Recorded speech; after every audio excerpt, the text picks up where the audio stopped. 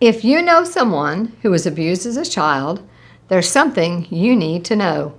No, I'm not a trained counselor, but my best friend of over 30 years had multiple personalities due to extreme childhood abuse. So, I've learned a few things, and I'd like to share some of that knowledge with you. Survivors of childhood abuse are different from the rest of us.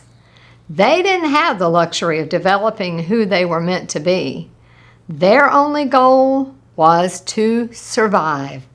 Things that many of us took for granted, like safety, real love, never happened. Their childhood was about betrayal and hiding terrible secrets. Of course, each survivor will have a different story, but we need to understand that just because we had what we needed growing up doesn't mean that everyone else did, and abusers don't care. Their goal is to meet their own perverted needs. But this is how God feels. Luke 17:2. It would be better for him if a millstone were hung around his neck and he were thrown into the sea than if he should offend one of these little ones.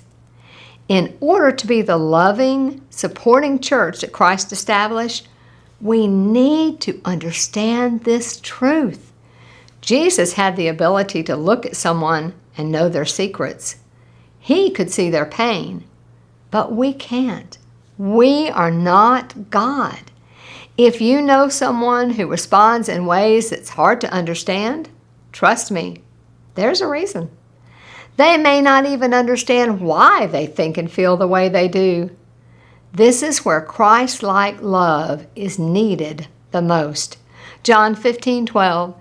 This is my commandment, that you love one another as I have loved you. Godly love is key. As a friend, we must know our limitations. That's why I recommend getting professional help. Remember, there's no timeline for healing. It took years for my friend to put back what was shattered inside of her during childhood. Those who have suffered abuse are some of the strongest, most amazing people I've ever known. It's truly an honor to know and support them. They inspire me. I hope you will consider my words today and share this message. But most of all, never forget that God loves you, and so do I.